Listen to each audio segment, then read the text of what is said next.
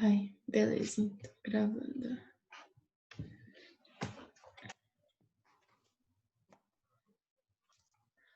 Bom, gente, na última aula a gente terminou mudanças climáticas e eu falei pra vocês que... Calma que eu não tô nem vendo vocês. Que 30% do Enem caía isso nos últimos anos.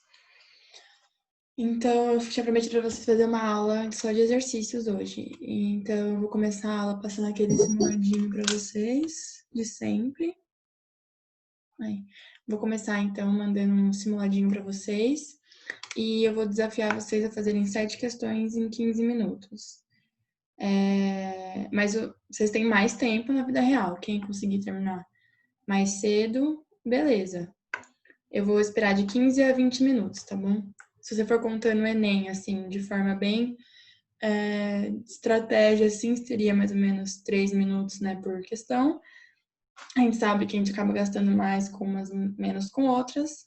Então, é para vocês treinarem essa estratégia na aula de hoje, tá? Eu acho que vocês não vão ter problema, vocês sempre terminam super rápido, por isso que eu quero testar vocês nesse aspecto, tá bem? Na última vez eu fiz essa de 3 minutos por questão, vocês terminaram muito mais cedo. Então, vou testar hoje com essas questões para ver como que vocês estão de tempo, tá? Se tudo bem para vocês. Então, eu vou esperar 9h05, como sempre. Mando o simulado no chat, é num site, mas vou também colocar aqui na tela, só para todo mundo conferir. Tem 5 questões na primeira página, aí você tem que chegar lá embaixo e procurar as outras 2. Você clica na segunda página e aí vai para a segunda, tá bom? E aí, qualquer dúvida, vocês podem me mandar no chat, que eu vou dar esses 15, 20 minutinhos para vocês fazerem as questões.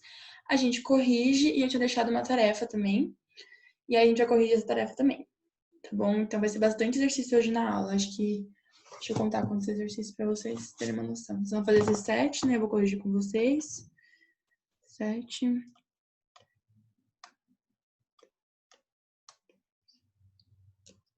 São 17 exercícios. A gente vai fazer 17 exercícios hoje em sala de aula. É bastante. Mas é pra gente treinar mesmo o volume de questão e como é um assunto que cai muito, eu acho que é importante frisar isso agora, tá? Mais perto dos vestibulares, principalmente. Na próxima aula, então, que eu sempre falo, né? O que vai ser na próxima aula? Na próxima aula a gente vai ver os biomas, vou fazer uma aula de biomas de Brasil, e aí a gente faz uma aula de exercício com foto, para vocês verem todas as fotos que caem no vestibular, porque normalmente prova de geografia cai umas fotos horríveis, tudo em preto e branco, que você não sabe se é caatinga, se é cerrado, o que é aquilo. Então a gente vai testar essas fotos também, que são as que mais caem, de onde que eles tiram essas fotos, etc, para testar, para treinar mesmo, porque às vezes na hora da prova você não é você e às vezes você confunde. Então é mais pra gente ter certeza. E aí depois a gente vai ver biomas mundiais e vamos fazer... Não cai muita imagem de biomas mundiais, mas aí a gente vai fazer exercício de biomas mundiais também, tudo bem? Aí depois disso a gente vai começar alguns assuntos que são naturalmente da frente 2, mas eu que vou tratar com vocês. Não, antes disso tem questão ambiental e depois a gente vai ver combustíveis, fonte de energia, que tem tudo a ver com questão ambiental, tá? De queima de petróleo, essas coisas. Por isso que eu deixei essas duas coisas juntas. E aí, a reta final vai ser urbanização, certo? Demografia e urbanização. Então, e aí já acaba o nosso conteúdo. Tudo bem? Então a gente vai ter esses assuntos de fonte de energia, aí que não é naturalmente da frente 1, para quem está acostumado com a frente 1, normalmente não é na minha frente, mas a gente fez essa troca com a Carol no início do ano, e aí vou acabar dando um pouco de agricultura e fontes de energia, combustíveis para vocês, antes da gente começar a ver demografia e urbanização, que tem tudo a ver, querendo ou não. Bom, deu 9h05, a gente tem 19 pessoas aqui. Todo mundo mandou nome no chat? Quem não mandou, lembre de mandar, por favor. Sempre esqueço de me fixar e a pessoa depois na gravação não me vê. Aí. Boa, gente. Então, galera que não mandou o nome vai lembrando aí, eu lembro de novo no final da aula. Mas vou mandar aqui, então, o simulado.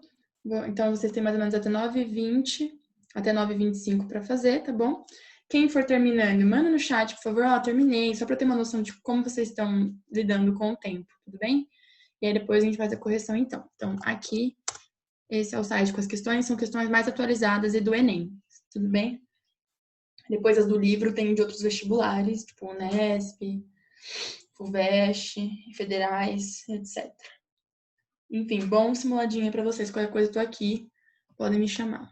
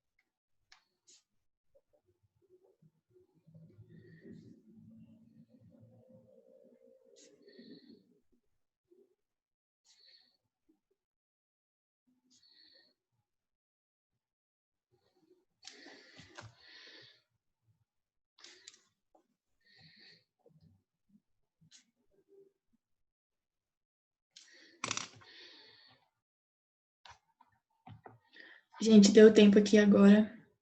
Pra colocar despertador do momento que eu parei de falar, deu agora. Se alguém não terminou, avisa no chat que eu vou esperar terminar, tá? Acho que a Ana Beatriz terminou 10 minutos. Vocês são muito rápidos, meu Deus.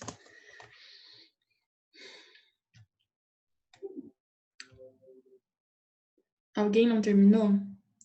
Preciso saber pra saber se eu posso começar a corrigir. Se ninguém falar nada, eu vou dar andamento à correção, porque a gente tem bastante exercício pra fazer ainda.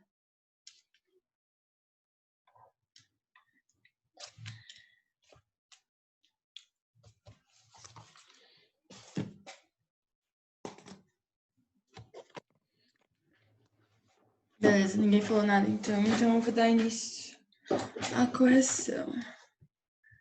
Tá todo mundo vendo a minha tela, né?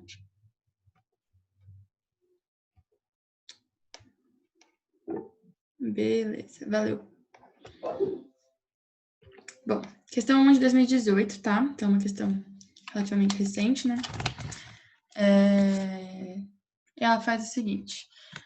Ela fala o seguinte: o Decreto Federal, ignora o número, que regulamenta a Lei da Política Nacional sobre Mudança do Clima, a PNMC, no Brasil, projeta que as emissões nacionais de gases de efeito estufa, GE, em 2020 serão de 3,236 milhões, então 3.236 mil. Esse mesmo decreto define o compromisso nacional voluntário do Brasil em reduzir as emissões de gases de estufa projetadas para 2020 entre 38,6% e 38,9% dessa quantidade, né? Então, essa quantidade que falou aqui. Então, o que é o assunto? Está falando de gases estufas, de emissão de gases estufas, a tentativa de reduzir os gases estufa. Beleza, acho que isso ficou claro. Aí a fonte, sempre lê a fonte, não sei o quê, quando foi acessado, beleza, nada demais. Aí a pergunta o comando da questão o cumprimento da meta mencionada está condicionada por. Então, o que está determinando, o que está condicionando essa meta, né? Aí, abdicar das usinas nucleares. A gente não tem uma usina nuclear ativa, a gente tem montada em Angra, mas a gente não tem nenhuma ativa, então não faz muito sentido, se você soubesse essa informação. B, até porque também a usina nuclear também não, respondendo assim melhor, se você não soubesse de Angra, a usina nuclear também não emite gases de estufa, então também não faria sentido. A B explorar reservas do pré-sal. Então, você vai explorar a pré-sal, a gente vai conversar sobre isso bastante, mas o pré-sal é uma reserva no mar que está a 7.000 metros, tem uma camada sobre ela, você tira o petróleo de lá, você bombeia o petróleo dessa camada. E aí, basicamente, petróleo a gente sabe que vai ser usado para só queima, e a queima do petróleo produz gases estufas, então está indo ao contrário da meta, então não pode saber. C. Utilizar gás de xisto betuminoso. Gás de xisto também é um dos derivados de petróleo. Então, também não vai resolver a diminuição da emissão dos gases de estufa. B. É investir em energias sustentáveis, que a gente vai aprender também o que é energia sustentável, mas basicamente a energia sustentável, ela diminui, ela reduz, mitiga ou até elimina a emissão dos gases estufa. Elas podem causar poluições de outras maneiras, e a gente vai estudar isso, mas na maior parte das vezes o que você tenta fazer com as energias sustentáveis é reduzir a emissão de gases de estufa. E encarecer a produção de automóveis. Essa eu acho que talvez você poderia ter ficado em dúvida, sim, talvez alguém pode ter ficado em dúvida entre as duas, porque encarecendo a produção de automóveis, menos gente teria carro, então mais gente usaria transporte público, e aí por isso reduziria, né, gases de estufa, mas não era isso que globalmente a Lei de Política Nacional de Mudança de Clima estava falando diretamente, sabe? É um resultado indireto, não resolve na fonte da energia. Então, a resposta mais correta era a D. Certo? Alguém teve dificuldade nessa questão e quer que eu explique de novo? Ai, gente, por que o Google Meet está traduzindo o que eu estou falando para inglês? Explica. Eu coloquei sem querer, cliquei sem querer. Pronto, desliguei. Meu Deus, acho isso tão engraçado. Enfim, alguém tem alguma dúvida? Coisa, pode falar. Essas questões do Enem são muito chatinhas, assim. Você tem que escolher a mais adequada para a questão. Eu tenho que sempre estar atento a isso. Tipo assim, pode até estar certa, meio certa. Você tem que escolher a mais certa. E às vezes algumas questões pode acontecer de ter, tipo, todas erradas. Aí você tem que escolher a menos errada, porque a prova comete erros, tá? Tem provas que são mal feitas. A do Enem, na minha opinião, é uma prova que erra bastante. Então, tudo bem ter dúvida, tá? Não é uma prova justa em todos os aspectos. Você comete erros também, tá? Ai, meu Deus, liguei de novo essa legenda. Bom, vamos para a questão 2, então. Questão 2 dá 2 textos e dá uma imagem, um mapa aqui para você analisar. Essa questão, eu achei que ela foi a mais difícil que está aqui por conta da nomenclatura. Mas vamos ler. Texto 1. Há mais de 2 décadas, os cientistas e os ambientalistas têm alertado para o fato de a água doce ser um recurso escasso no nosso planeta. Desde o começo de 2014, o Sudeste do Brasil adquiriu uma clara percepção dessa realidade em função da seca. Não sei se vocês lembram, se vocês acompanharam isso, mas em 2013 e 2014 teve uma seca horrível no Sudeste. E essa seca horrível que aconteceu no Sudeste, já vou dar spoiler da questão só para explicar certinho, a gente estudou na aula de clima a massa equatorial continental que vem da Amazônia, e ela vai provocar os rios voadores, que vai passar pelo esse corredor de planícies que tem entre a Amazônia, o Sudeste e o Sul do Brasil, etc. Mais o Sudeste. O que aconteceu? Se essa massa equatorial continental, que era a nossa exceção, que ela é continental, mas ela é úmida, que vem da Amazônia, o que aconteceu aqui em São Paulo em 2013 foi isso, ela não veio com a mesma intensidade, não provocou chuvas aqui, entendeu? Foi um ano que teve uma seca maior, ela não estava tão úmida quanto a habitual, não conseguiu, os rios voadores não conseguiram se manter, basicamente, bem grosso, a grosso modo, assim, foi isso. E aí as chuvas diminuíram no Sudeste por conta disso. Então, assim, resumindo essa questão, só porque cita, foi mais ou menos isso que aconteceu, fazendo já uma revisãozinha da nossa MEC, que é a nossa massa equatorial continental, que é muito importante, que faz referência direta aos rios voadores. Texto 2. Dinâmicas atmosféricas no Brasil. Elementos relevantes ao transporte de umidade na América do Sul, a leste dos Andes, pelos jatos de baixo nível, JBN, frentes frias, transporte de umidade do Atlântico Sul, assim como a presença de zona de convergência do Atlântico Sul para um verão normal e para o verão seco. A representa o centro da anomalia de alta pressão atmosférica. Então, está falando que esse A aqui representa o centro da anomalia. Então, aqui que está o problema. E representa um lugar de alta pressão atmosférica. A gente tinha falado que o vento, lá nas nossas aulas de circulação atmosférica, etc., a gente tinha falado que ventos de massas de ar de alta pressão atmosférica, elas tendem a ser mais secas, tendem a ser mais frias. Então, pensar um pouquinho nessas características, tá? E aí você vai analisar aqui 2 mapas, esse aqui é representando o verão normal, ou seja, como tem que ser. Então aqui tem uma massa que passa pela Amazônia chegando aqui no Sudeste, que é provocar a chuva aqui. E aqui vem uma massa que vem do Oceano Atlântico, que encontra essa massa aqui e vai formar a chuva aqui, vai formar a chuva, beleza, todo mundo feliz, solo úmido, beleza. E aqui também mostra uma frente vindo do sul, uma frente fria vindo do sul e chegando aqui no continente também, beleza? Uma massa polar. Aí o verão de 2014, essa massa polar não está em direção ao continente, está em direção ao oceano, essa massa atlântica aqui também. Aqui também acontece um desvio dessa massa, e aqui, tá vendo essa setinha aqui, que a gente estudou, não está no sentido anti-horário? Anti-horário, a gente já viu isso, mas eu vou lembrar. A gente chama isso de anticiclone. Anticiclone. Ciclone é quando ele está no sentido horário. E aqui, essa massa, essa zona aqui, é uma zona anticiclonal. Beleza? Isso é importante por conta da nomenclatura que eles colocaram na alternativa, que por acaso é a alternativa certa. Então, essa eu considero a mais difícil de todas por conta disso.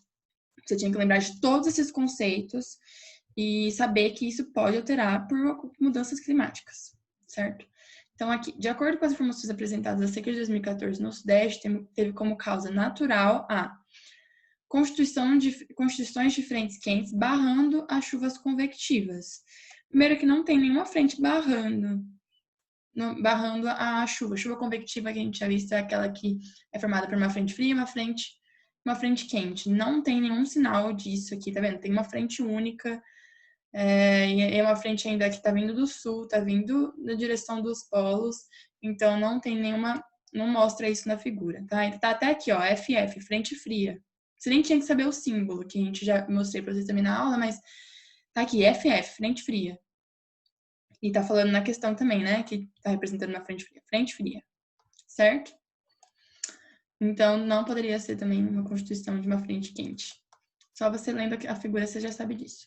B. Formação de anticiclone impedindo a entrada de umidade. Aqui você está vendo um anticiclone bem na entrada do Oceano Atlântico, barrando, desviando a massa de ar que vem do Atlântico, que a gente viu que é úmida, certo? Então, essa zona aqui anticiclonal está desviando essa massa de ar atlântica úmida de chegar aqui nessa região e causar chuva. Tudo bem? Então, essa é a alternativa certa, mas eu vou ler as outras também. C. Presença de nebulosidade na região da cordilheira. Gente, não tem nada que sustente isso. Acho que essa todo mundo descartou de primeira. Se caso tenha alguma dúvida, pergunta, mas não tem nada nem nos textos, nem na figura que demonstre isso. D. Avanço de massas polares para o continente. Não, porque aqui tá falando...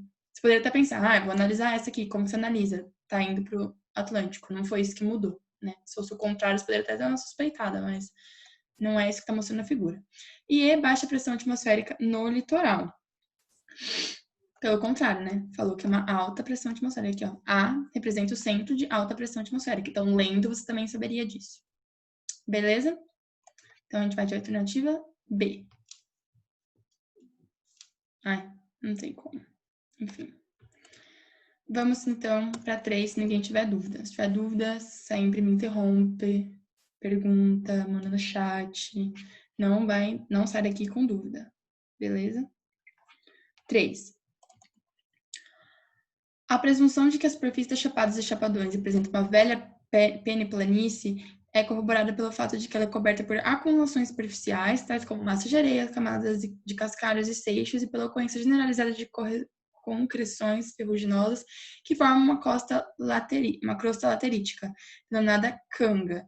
Beleza, a gente estudou isso faz muito tempo, relevo, laterização do solo, qual é o clima, a gente estudou isso em solos que tem um clima específico, tem uma região específica, uma vegetação específica, que tem solo laterítico, que sofre mais esse processo que a gente vai rever semana que vem, inclusive, sorte.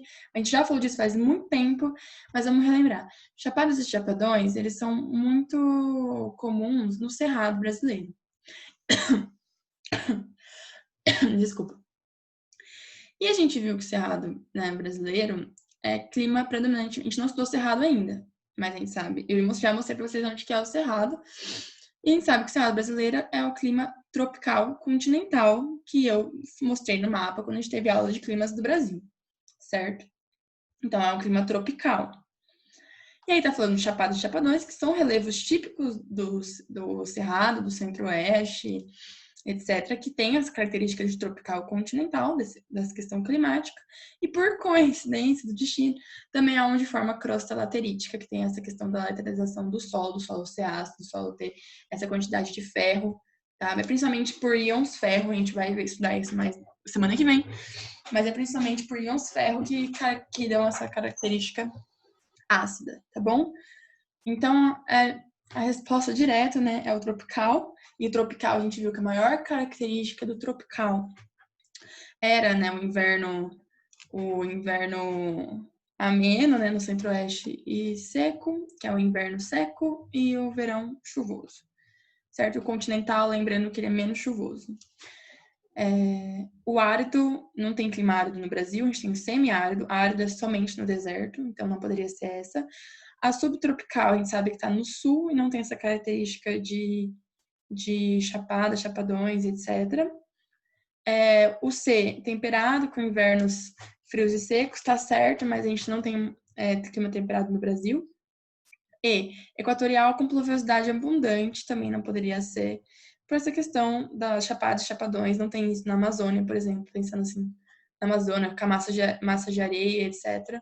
Não é uma característica da Amazônia, a gente também não tem solo laterítico na Amazônia, certo? Então, a resposta é a D, tropical. E essa sazonalidade da chuva se refere a isso, do inverno ser seco e o verão ser chuvoso, certo? Alguma dúvida? Eu não tô conseguindo colocar aqui para vocês conferirem comigo, mas tá aqui, ó, tá, resolvi certo. Porque eu já tinha feito o simulado antes de passar para vocês, né? Não ia passar para vocês sem ter feito. Bom, questão 4. As autoridades de Kiribati, um arquipélago do Oceano Pacífico formado por 33 atóis e uma ilha de coral, estão conscientizando sua população para que aceitem que nas próximas décadas terão de fugir do país. A estimativa é que em um período de 50 anos as ilhas podem desaparecer. O governo convocou os líderes de todas as ilhas para convencê-los da importância de mudar a mentalidade das pessoas, com pleno conhecimento que é uma questão muito sensível porque ameaça a própria identidade do país. Kiribati já antecipou convênios com a Austrália e Nova Zelândia para enviar seus cidadãos aos países vizinhos, algo que muitos dos moradores do arquipélago não aceitam. No texto faz referência a um problema que se tornou um tema recorrente na agenda global. Nesse sentido, a preocupação representada pela população de Kiribati, fundamenta-se na previsão de A. Submersão de terras habitadas decorrência da elevação do nível do mar. Certíssimo. Essa alternativa é correta. Beleza? Acho que todo mundo entendeu que é uma ilha que vai ser submergida, né? Tá falando que aqui, ó, a estimativa é que em período de 50 anos as ilhas podem desaparecer por conta do aquecimento global, que é a característica mais incidente do aquecimento global que a gente discutiu na última aula, é a elevação do nível do mar, por derretimento das geleiras. E essa semana eu mandei, inclusive, uma notícia para vocês falando que o derretimento das geleiras ele é irreversível, então é uma atualidade que pode cair no vestibular de vocês. E uma outra atualidade que eu vou discutir mais pra frente, porque é outra questão disso, mas que eu gostaria de... quando eu vi essas questões, eu falei, preciso comentar isso na aula, que eu tenho certeza que isso vai cair, é a questão da privatização da água, mercantilização da água. E eu não sei se vocês já leram sobre isso, se alguém leu sobre isso, manda aqui no chat, por favor, só pra eu ter uma noção. E eu vou mandar também umas notícias sobre isso, porque está sendo um assunto bastante discutido e que causa bastante polêmica também, então sempre pode cair esse tipo de coisa, né? Como a Mariana caiu muito na minha época, os acidentes de barragem caiu muito também na minha época, esses acidentes, tá? Bem entre aspas, são desastres, a gente já tratou isso em aula, e acaba que isso acaba caindo bastante no vestibular, por isso que eu sempre tento trazer, porque certeza que isso vai cair, essa questão da água, tá? Então, submersão também é um assunto muito recorrente e que não tem só um impacto ambiental, mas tem um impacto humano, impacto social, impacto cultural, porque a vida dessas pessoas, o lugar dessas pessoas, a gente discutiu muito isso quando eu dei aula sobre Mariana, e tem no canal, para quem não viu essa aula, porque a gente não estava ainda aqui no Meet, tá bom? É uma aula que vale muito a pena ver, porque quase todos os desastres ambientais que tem, você consegue ver essas consequências, tá? Em todos os aspectos da vida. Vamos para a questão 5. Eu tô falando isso porque o vestibular cobra isso de vocês, tá bom? Então, tipo assim, cite não sei o que consequência, por exemplo, Nesp. Cite 3 consequências no desastre ambiental, e aí você tem que falar, tipo, essas consequências e desenvolver. Então, por isso que eu tô citando, tá? É importante falar isso. Sempre quando você vai resolver esse tipo de questão, principalmente discursiva, na segunda fase, se tiver, né, discursiva, que na Unesp já falou que não vai ter, mas assim, se tiver discursiva em algum vestibular, tipo FUVEST, que não se posicionou ainda, FAMEMA, enfim, você sempre tem que trazer consequências, ou às vezes pontos positivos, pontos negativos. Na redação também é assim. Inclusive, essas coisas na geografia acabam ajudando bastante na redação, dependendo do tema. Então, é sempre bom pontuar esses prós e contras, o que pode acontecer de consequência. Enfim, acho que isso é importante para dar repertório para vocês.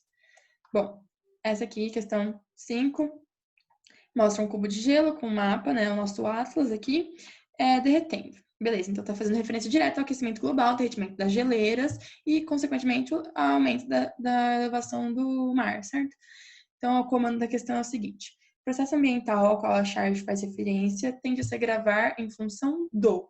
Então, o processo ambiental, acabei de falar para vocês, né? Aquecimento global, derretimento das geleiras, etc. Ele fala, tende a se agravar em função do quê? Então, o que vai agravar esse fenômeno? Aí, expansão gradual das áreas de desertificação. O que isso tem a ver, né? Tem nada a ver com isso, com a desertificação agravar o aquecimento global. Não, é uma consequência também. B, aumento acelerado do nível médio dos oceanos. Também é uma consequência. Não é a causa, não é o que vai agravar, é uma consequência. Então, não pode ser essa questão. C, controle eficaz da emissão antrópica de gases poluentes, diminuindo gases estufa, a gente sabe que diminui o efeito do aquecimento global, e aí isso vai regular a temperatura do planeta para evitar esse tipo de situação. Então, a C é a certa. Então, presta atenção como está escrito nessa também, controle eficaz, porque na maior parte não tem controles... gente, eu falei errado, calma. Gases poluentes, calma. Emissão antrópica de gases poluentes. Não tá falando que é gás estufa. Eu li errado, gente. Desculpa. Gases poluentes. Vamos para a próxima, então. Falei errado, confundi, me perdoem. D. Crescimento paulatino do uso de fontes. Eu juro por Deus que eu li gases estufa. Eu tô tão viciada com gases estufa que eu li gases estufa. Então, por isso que eu tenho que ler, reler 1000 vezes, circular, enfim. Ainda bem que eu percebi. D. Crescimento paulatino do uso de fontes energéticas alternativas. Crescimento paulatino do uso de fontes energéticas Alternativas. Isso seria uma solução para diminuir o aquecimento global, não para agravar. Então, não pode ser a D também. E. Dissenso político entre países componentes de acordos climáticos internacionais. Então, isso realmente pode agravar, certo? O dissenso é tipo discordância, não concordar. Então, tipo, consenso é quando você concorda, você consegue entrar em um acordo para ter um controle eficaz. Dissenso é quando você não faz isso. E, gente, eu viajei muito nessa C. Controle eficaz da emissão antrópica. O controle vai melhorar e não agravar. Então, também não poderia ser de jeito nenhum. Eu viajei nessa C. Então, a alternativa certa é a E. Tá? Então, todas as alternativas tentam te confundir por conta de ser consequências ou de ser soluções. E tá pedindo o que vai agravar. Então, é uma causa agravante. E a única que traz uma causa agravante é a E. Dissenso político entre países componentes. Que é discutindo, tipo o Acordo Climático de Paris em 2015, se não me engano. Ficava discutindo e não chegava numa alternativa efetiva. É uma das maiores críticas internacionais em relação à questão ambiental. Beleza? Questão 6. Cúpula dos Povos começa como contraponto a Rio+20. Rio+20 também é uma conferência de clima, tá bom? Que acontece no Rio de Janeiro, com mais 20 países. Acho que deu para entender.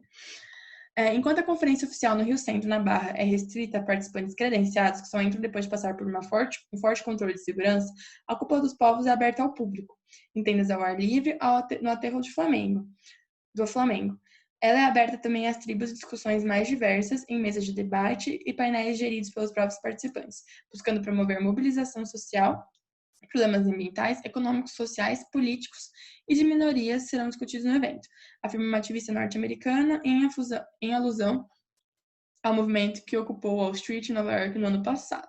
Então, estamos falando de um novo modelo assim, de discutir, de debater essas questões ambientais, sem ser, né, a Rio+20, que seria a nossa conferência oficial, né? E aí está falando que a Cúpula dos Povos, que é essa nova forma de debater, se contrapõe a Rio+20 nesses aspectos que foram mencionados no texto. Então, o comando da questão é uma articulação entre as agendas ambientalistas e a antiglobalização indica a...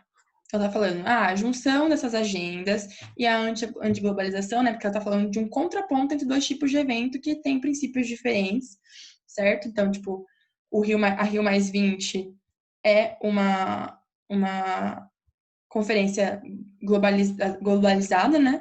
E a Cúpula dos Povos, então, seria esse movimento anti-globalização que está sendo mencionado aqui, beleza? A humanização do sistema capitalista financeiro, não está falando de agenda financeira no texto, tá bom? E também não está fazendo crítica ao movimento capitalista. Fala de Wall Street, que é muito conhecida sobre isso, talvez eles tenham colocado essa alternativa assim meio que para confundir, mas não tem nada a ver, só citou Wall Street. B. Consolidação do movimento operário internacional. Tipo, não. O texto faz referência a discussões de cunho mais ambientais, etc. Certo? Como a balização social. Então, não está falando do movimento operário em si, falando sobre condições de trabalho. Operário, né? Condições de trabalho. C. Promoção do consenso com elites políticas locais. Não, está falando que vai acontecer, que é aberto ao público, que é o ar livre, no aterro do Flamengo, não é uma elite política local, nada a ver. É um debate aberto, então não pode ser C. D. Constituição de espaços de debates transversais globais. Transversais é quando uma coisa não tem uma hierarquia, por exemplo, longitudinal. Quando você pensa em longitudinal, você pensa em pé, né? Tipo assim, longitudinal, hierarquia longitudinal. Transversal é essa ideia de que todo mundo no mesmo patamar. Então, debates transversais globais. Então, essa ideia de Cúpula dos Povos, o nome assim já mais democrático, entre aspas, falando que é aberto ao público, vai acontecer ao ar livre, num lugar de fácil acesso, para discutir assuntos com mobilização social. Essa é a proposta. Então, constituição de espaços de debates transversais globais, porque diz respeito ao globo, certo? Então, essa é a alternativa certa, né? Falei tanto dela. A alternativa certa. E a E, construção das pautas com partidos políticos socialistas. Gente, pelo amor de Deus, o que é isso? Não fala nem de partido político, muito menos de socialismo. A gente sabe que nas aulas de história de que a Zaga, né? A Zaga é a Laura. Deve ter já em algum momento falado para vocês que socialismo no Brasil, se vocês verem a história do Brasil, socialismo no Brasil nunca deu muito certo. Então, a gente não tem muitos partidos políticos socialistas na palavra do socialismo quando você estuda socialismo. Tudo bem? Questão 7 e última questão. À medida que a demanda por água aumenta, as reservas desse recurso vão se tornando imprevisíveis. Modelos matemáticos que analisam os efeitos das mudanças climáticas sobre a disponibilidade de água no futuro indicam que haverá escassez em muitas regiões do planeta. São esperadas mudanças nos padrões de precipitação, pois está falando então de regime de chuva, né? Padrões de precipitação, chuva, certo? E está falando de mudanças nas chuvas, beleza? Então, o que vai causar, né? Por que vai causar essas mudanças? Maior aquecimento implica menor formação de nuvens. Não, a gente já sabe que isso está errado, porque maior aquecimento vai ter mais evapotranspiração, e essa evapotranspiração vai formar mais nuvens, consequentemente, para condensar e chover. Beleza? B. As chuvas frontais ficarão restritas ao tempo de permanência da frente em uma determinada localidade, o que limitará a produtividade de atividades agrícolas. Tipo, não tem nada a ver as chuvas frontais ter uma estacionária, né? Tipo, as frentes frontais, que a gente já tinha visto, as chuvas frontais, que a gente já tinha visto, elas não ficam muito tempo em um determinado local, então isso não tem nenhuma relação com a produtividade das atividades agrícolas, e o texto também não fala da questão alimentícia, fala mais sobre a questão da escassez da água como recurso. Beleza? Então, C. As modificações decorrentes do aumento da temperatura do ar diminuirão a umidade. Aumento da temperatura do ar diminuirá a umidade. Não, né, gente? A gente já tinha falado também que isso não tinha muita relação. E, portanto, aumentarão a aridez em todo o planeta. É a mesma questão da A, tá bom? Tipo, aumento da temperatura, né? Diminuir a umidade, não está muito relacionado. D. A elevação dos níveis dos mares pelo derretimento das geleiras acarretará redução na ocorrência de chuvas nos continentes, o que implicará a escassez de água para abastecimento. Então, vai elevar o nível dos mares pelo derretimento das geleiras, beleza. Acarretará a redução na ocorrência de chuvas nos continentes. Por quê? Não explica a relação entre isso. Vai ter mais água para evaporar, vai parar de chover? Não tem nenhuma relação também. E.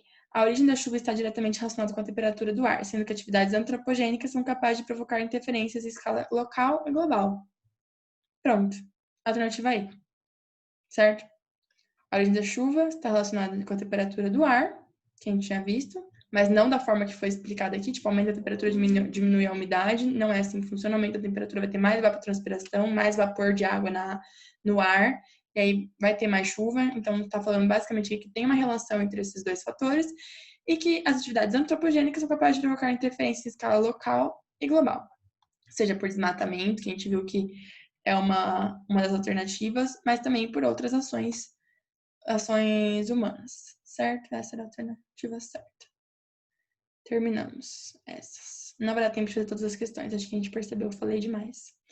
Mas eu queria realmente ressaltar essa questão da água, tá? Porque essa questão da água, que igual aconteceu que apareceu nessa questão e apareceu numa outra questão que a gente fez aqui agora, é uma coisa que pode cair. Eu vou mandar um texto depois de alguma notícia para vocês verem depois. Alguém tem alguma dúvida dessas questões? Porque se ninguém tiver dúvida, eu vou correndo pro livro tentar fazer mais uns exercícios. Beleza, Cami, obrigada por responder. Todo mundo tá tudo certo? Beleza. Então, vamos pro livro para aproveitar nosso tempo aí. A gente tem mais 25 minutos, né?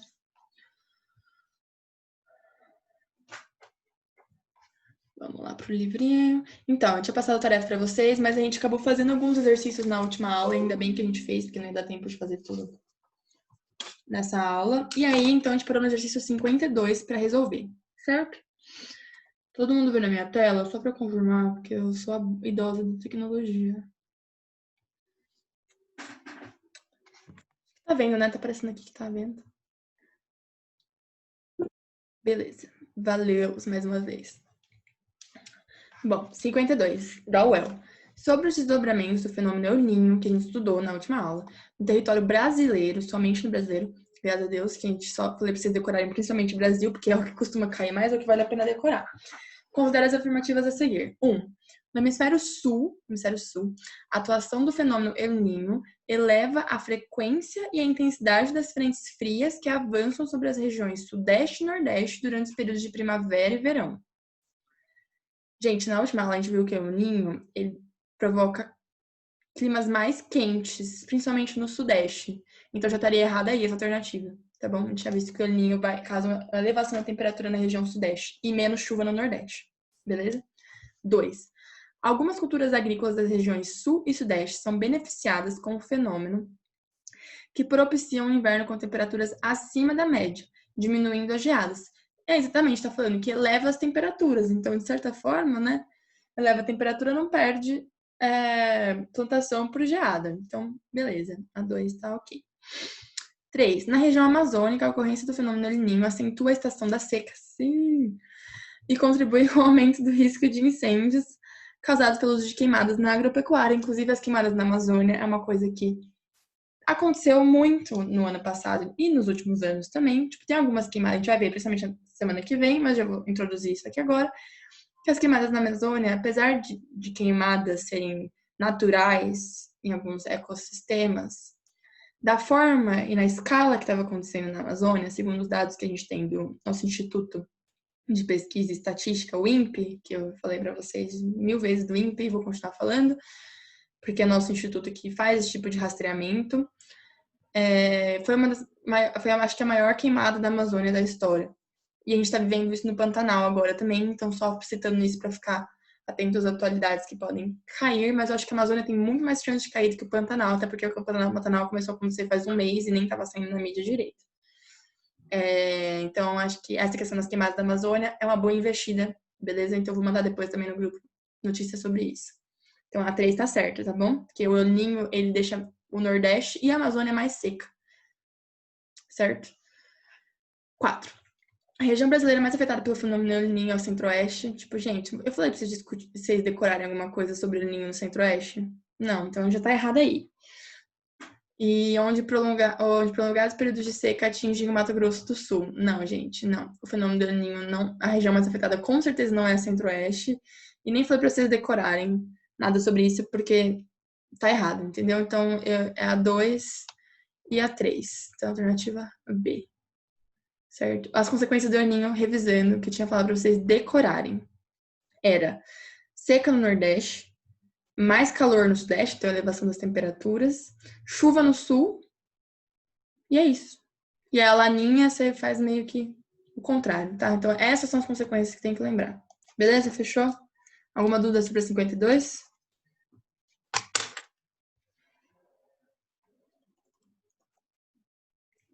Pra gente não perder tempo, eu vou indo direto. Se tiver alguma dúvida, manda que eu paro. Beleza? 53. FGV.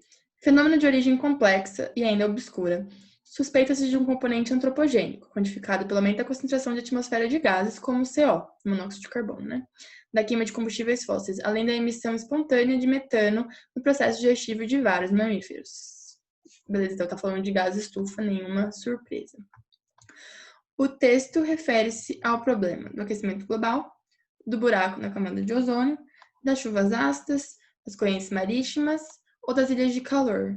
Tipo, corrente marítima nem é um problema, né? A gente não sabe nem o que tá fazendo aqui. Mas então a alternativa A, a gente já visto que os gases estufa estão relacionados com o aumento das temperaturas globais, então é o aquecimento global. Alternativa A, bem sussa essa. Né?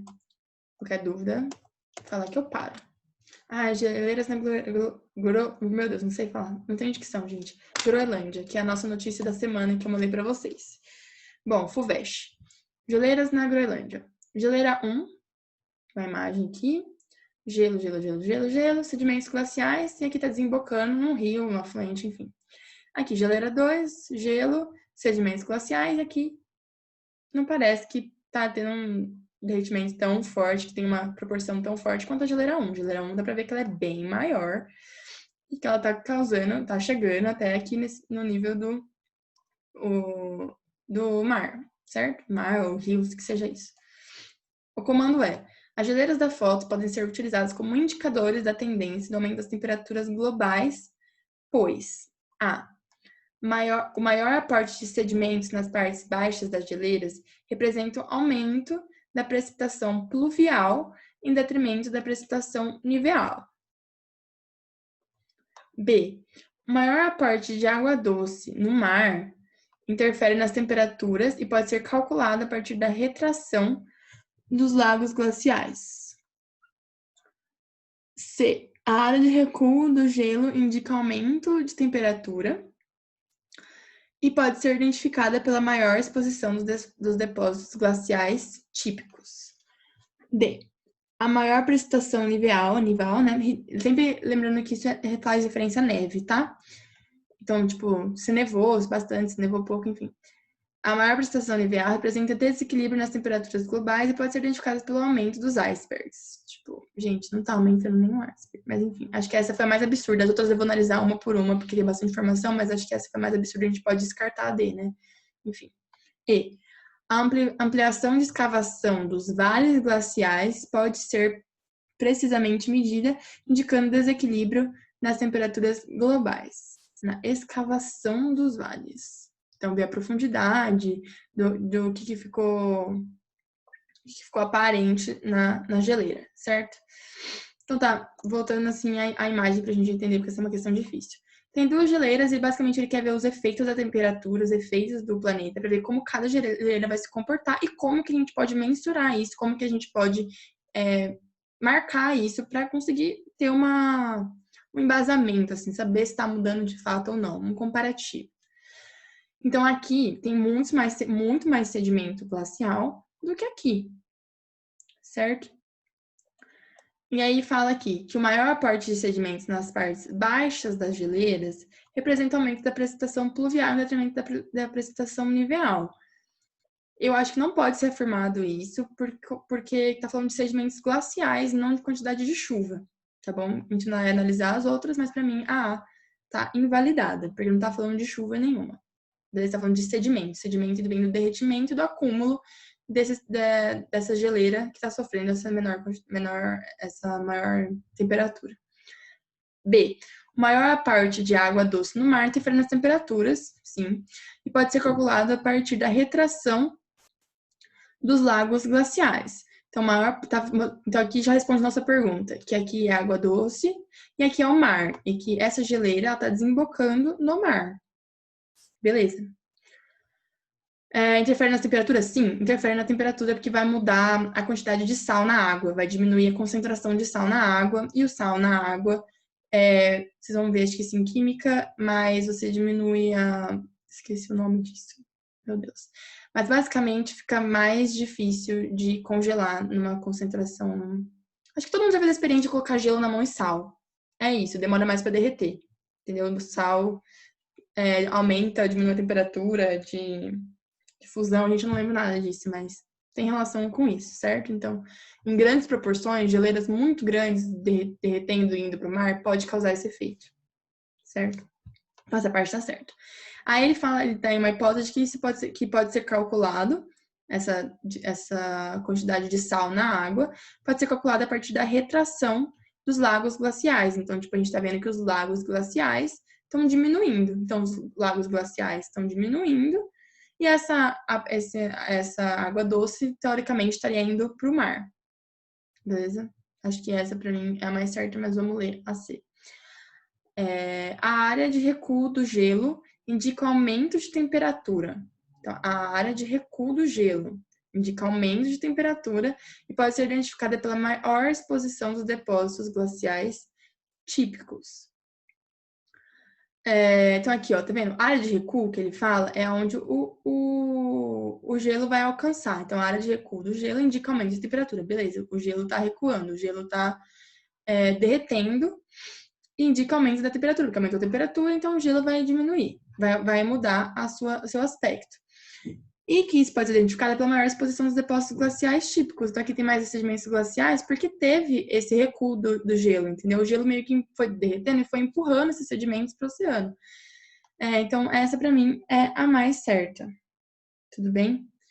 E a D a gente já falado que não, e a ampliação da escavação dos vales glaciais pode ser precisamente medida, indicando desequilíbrio nas temperaturas globais, tipo, ampliação da escavação dos vales, quer dizer que tipo, os vales vão estar mais fundos, então vai ter menos material deposto ali, sendo que é o contrário, né? Se tiver mais material, mais sedimentos, indica que teve mais degelo, certo? Então, às vezes, é um tipo de questão que eu leria 2 vezes para entender tudo, por isso que eu li 2 vezes com vocês também. Tem bastante informação e é uma questão meio, tipo, incomum, você fica estranha, assim. Tudo bem? Então, alternativa C. Alguém tem alguma dúvida dessa? Essa é uma questão mais difícil. Tem que analisar muita coisa. Eu sofri pra fazer ela um pouco, pelo menos. Alguém tem alguma dúvida? Calma. Tem alguma coisa no chat? Ah, não, nada. Camila, tá suave. Dúvidas, dúvidas, dúvidas. Posso para a próxima, então? Todo mundo entendeu por que que é AC?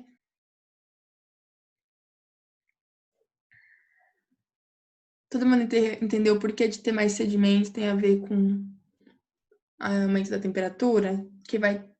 A água, né? Também voltando um pouco na física. A água, ela tem mais volume do que o gelo, né? Tipo, o gelo, quando ele tem aquele negócio da curva da água, 4 graus Celsius, um negócio assim, que seria o volume, né? Máximo da água. Então, a água, basicamente, mudando de estado, ela vai empurrar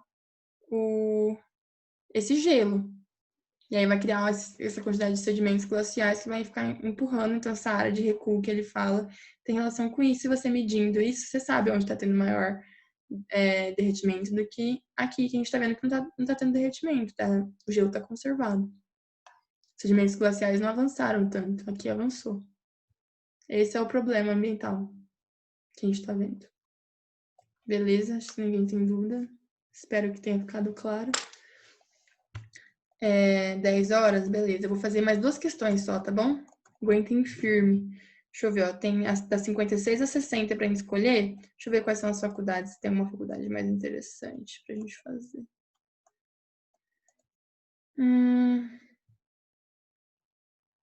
Não tem muitas aqui. Bom.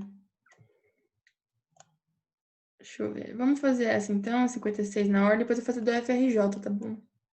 Tem da URGS também aqui, que é boa, enfim. Bom, vamos fazer 56 então. Mais 17 dias e pronto. Adeus, verão, já foi tarde. Ufa, foi o verão mais quente dos últimos tempos e também o mais chuvoso, pegajoso e calamitoso. Foi não, está sendo. E é bem possível que não se despeça no equinócio de março. Pois o verão no Brasil não costuma acabar quando termina. Nosso verão eterno, né? O que vale dizer que ainda teremos muito calor pela frente. Mais 17 dias e pronto. Adeus, inverno, no hemisfério norte. Para os que já vivem, para os que lá vivem, ele também já vai tarde. Foi o inverno mais rigoroso e cruel dos últimos tempos. O tempo piorou em toda parte. E os meteorologistas advertem: o calor e o frio vão aumentar nas últimas décadas, nos dois hemisférios. A gente está falando de mudanças climáticas, mudanças na temperatura para as estações do ano esperadas, né? Então, está tendo uma mudança no que é esperado de temperatura para aquele momento do ano. Então, a mudança climática global de que se trata a reportagem pode ser explicada, entre outros, pelo seguinte comportamento.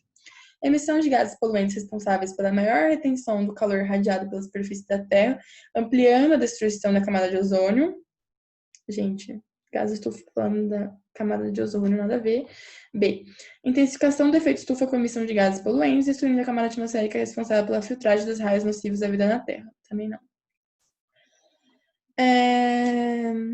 C. Estabilização da circulação atmosférica pela retenção de ar frio em baixas altitudes e do ar quente em camadas mais elevadas, provocando a inversão térmica. Também não está falando de inversão térmica. E aí, D. Expansão do fenômeno El Niño nos meses de final de ano, provocando um deslocamento da massa de água quente na costa americana do Pacífico, para leste. Expansão do... Gente, não tem nada a ver essa também. Estão todas erradas, mas vamos ver qual que é a menos errada, então. Emissão de gases poluentes responsáveis pela maior retenção de calor irradiado pela superfície da Terra, beleza. Ampliando a destruição da camada de ozônio. E aí a B, intensificação do efeito estufa com emissão de gases poluentes, beleza. Destruindo a camada atmosférica responsável pela filtragem dos raios nocivos à vida na Terra. Gente, mas essa questão tá toda errada. Emissão de gases poluentes responsáveis pela maior retenção do calor irradiado por É que tem que pensar que esse texto é de 1996, né? 1996, ampliando a destruição da camada de ozônio. Eu iria na A. Pensando assim no contexto da questão. Agora que eu vi que o texto é de 1996, que agora acho que uma questão dessas não cairia, foi uma questão ruim. Qual alternativa vocês colocariam? Só pra eu saber. Pra ver se eu não sou a única que tá achando que essa questão tá muito mal feita.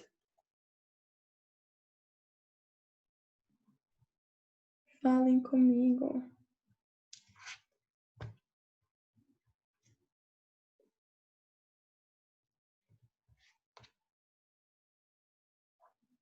Colocaria... também colocaria por conta disso. Depois que eu vi que o texto era de 1996. Mas nada a ver essa questão. Nem cairia isso no dia de hoje. Valeu, Isa, por responder. Então, achei essa questão muito... então isso eu ia colocar. Foi a reação. Na hora que eu li, eu falei... Que eu não tinha feito essas questões do livro. Eu esperei pra fazer com vocês. Eu tinha esquecido dessa questão. Mas aí é um bom exemplo do que eu tinha falado no início da aula, de que as questões são horríveis também, que às vezes a gente sofre, que a gente tem que saber se virar e escolher a menos pior. Então, voltei no texto, fui ver a fonte, fui ver achar alguma coisa que poderia ser feita. Eu acho que seria a camada de ozônio. Beleza, acho que todo mundo concorda que essa questão ficou muito mal feita, então acho que tá bem desatualizada, inclusive, nem sei porque estava essa questão no guia. Muito, muito mal feita, muito ruim. Mas é um exemplo de má questão, a gente aprendeu com ela, beleza. Eu vou direto para a do FRJ, que parece ser mais direta e melhor, porque tá faltando um pouco tempo para terminar, beleza? Confio mais na UFRJ do que nessa questão de 1996, meu Deus. Existem ilhas de calor? As consideradas ilhas de calor estão relacionadas com a inversão térmica, que provoca a superposição do ar frio sobre o ar quente, o aquecimento do tipo frontal, indicando a aproximação de frente fria, um microclima urbano provocado pela elevada concentração de edificações, sim, é a C. D, chuvas ácidas, nada a ver com o de calor, e o efeito estufa, que também, lembra que a gente tinha visto mudanças climáticas locais e mudanças climáticas globais. O efeito estufa, ele é natural. Foi uma das primeiras coisas que eu falei, o efeito estufa é natural. O que é o problema ambiental global que a gente estuda é o aquecimento global pela intensificação do efeito estufa. Beleza? Então, nada a ver. Então, é um microclima urbano provocado pela elevada concentração de edificações, que é o que a gente já visto de ser uma mudança climática local. Algum problema? Acredito que não, né? Isso que vocês... Bom, vamos ver então essa da FRGS, URGS, que acho que confio nela também para ser uma boa questão. Ai, gente, 1998, trauma. Mas vamos tentar fazer ela então, vai. A cenário alternativo... Eu acho esse livro do Poliedro muito desatualizado, mas... Por isso que eu trouxe aquelas questões do Enem para dar uma... Mas enfim. A cenário alternativa que preenche corretamente as lacunas do parágrafo a seguir na ordem em que aparece, beleza? A inversão térmica da radiação, também chamada inversão térmica de superfície, caracteriza pelo significativo, blá blá blá, noturno de camada de ar junto à superfície do solo, principalmente nas depressões do relevo, beleza? Esses locais favorecem o acúmulo de blá blá blá, que carrega consigo os poluentes atmosféricos. A inversão térmica de superfície gera uma grande blá blá blá do ar junto ao solo e dificulta a efetiva dispersão dos poluentes. Então, vamos lembrar aqui rapidão como que acontece a inversão térmica. Então, vai estar lá uma cidade, blá blá blá, fazendo muito blá blá blá. Enfim, vai ter uma cidade, e aí vão ter poluentes, automóveis, fábricas, indústrias, que seja. E aí a inversão térmica, o que acontece? Então, normalmente são dias frios, então dia de inverno, em que normalmente a atmosfera é como, né? Tem uma camada de ar quente, essa camada de ar quente vai subir naturalmente por corrente de convecção, que a gente já estudou milhões de vezes, já cansei de falar. E aí vai ter uma camada mais fria em cima, que essa camada fria vai descer e vai formar aquela circulação atmosférica que eu já expliquei pra vocês, que eu faço assim com a mão, né? Circulação atmosférica, que é corrente de convecção. Sobe, desce, beleza? É isso. O que acontece na inversão térmica? Você pensa nessas duas camadas e, exatamente, inverte. O dia, quando está muito frio, a camada de ar fria fica mais perto da superfície. Então, já tem a resposta da nossa primeira lacuna, que é resfriamento do ar. Beleza? Então, tem resfriamento do ar junto à superfície do Sol. Então, esse ar frio fica mais próximo, ele fica retido. Aí vai ter a poluição. E esse ar frio, como ele sempre tende a descer, porque ele é pesado, ele não vai dispersar a poluição. Então, aí fica, calma. Esses locais favorecem o acúmulo de, calma. O acúmulo de ar frio que carrega consigo os poluentes atmosféricos. A inversão térmica da superfície gera uma grande instabilidade do ar junto ao solo e dificulta a efetiva dispersão dos poluentes. Então, alternativa E. Vamos ler o texto agora inteiro, só para a gente finalizar, então, a aula de hoje? A inversão térmica da radiação, também chamada inversão térmica da superfície, caracteriza-se pelo significativo resfriamento noturno da camada de ar junto à superfície do solo. Beleza. Principalmente nas depressões do relevo. Esses locais favorecem o acúmulo de ar frio que carrega consigo os poluentes atmosféricos. A inversão térmica da superfície gera uma grande instabilidade do ar junto ao solo e dificulta a dispersão dos poluentes. Fechou? Tem alguma dúvida?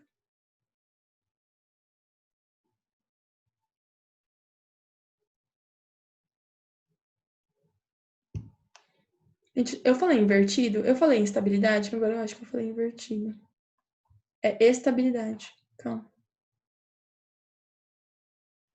A área do recuo do gelo é quando ele derreteu. Então, pensa comigo, tipo assim, aqui tá a geleira. Vou tentar explicar isso. Deixa eu ver. Você coloca gelo na mesa, assim, na bancada da sua pia. E você deixa ele derreter. Ele vai derreter. Ele não vai empurrando a água, ela não vai, tipo, se alastrando, sabe? Tipo, ela não vai se espalhando. Você coloca o gelo lá, tipo, numa areazinha assim, e depois ela vai se empurrando. É basicamente isso que acontece em grande escala com uma geleira. Tipo, vai ter uma geleira lá gigante. Ai, muita notificação, sabe? Vai ter uma geleira lá gigante. E meio que todos esses sedimentos glaciais, que, tipo assim, também vai ter matéria orgânica lá, pouca, mas vai ter. Então, todos esses sedimentos glaciais, então, tipo assim, pedra de gelo, neve, água, tá tudo misturado, assim, formando. Já viram neve, tipo, em foto, assim, tipo aquela neve meio preta, meio marrom? É tipo isso. Forma uma massa, assim, bem meio rígida, assim, meio pastosa, enfim. E aí, essa área de recuo do gelo é basicamente isso que acontece. Tipo, vai ter essa geleira, e essa geleira vai começar a meio que derreter. E aí, esses sedimentos glaciais são meio que, tipo, fruto desse derretimento. E aí, essa área de recuo é o que esse gelo derreteu e empurrou, porque vai ter essa matéria, vai formar essa camada de sedimento. E tendo esse derretimento, vai meio que empurrando esse sedimento para lá. E aí, lá no fundo que tinha essa água em forma de gelo, não vai ter mais. Entendeu? Porque ela derreteu e ela foi em sentido do oceano. Então, isso que é o recuo que fala a questão. Porque o gelo derreteu, virou esse sedimento, e esse sedimento foi, né, do lugar mais alto para o lugar mais baixo em termos de, né, chegando próximo do oceano, pela gravidade, ele foi transportado até chegar no mar. Entendeu? Então, é esse que é o recuo, porque por ter derretido aconteceu isso, de ser transportado essa matéria. Então, a matéria estava no lugar X, foi para o Y, aqui ficou um recuo, ficou sem nada. Entendeu? Deu para entender? Ai, que bom. Tentei fazer a metáfora com o gelo, mas não sei se deu muito certo. Se você colocar gelo para derreter assim, pra ele ficar vendo ele derreter, tipo, você vai ver mais ou menos isso. Que vai expandir a matéria. Ficou muito físico e filosófico isso do nada. Mas acho que é um bom jeito de explicar. Mas é uma questão que você tem que, tipo, imaginar, porque assim, a gente nunca viu uma geleira. Você já viu uma geleira na sua vida? Eu nunca vi uma geleira na minha vida. Como que eu vou saber como que ela derrete? Meio, né? Odeio essas questões da FUVEST que tem isso. Uma vez caiu uma que falava sobre acúmulo de sedimento no rio também. E aí, tipo, você tem que imaginar.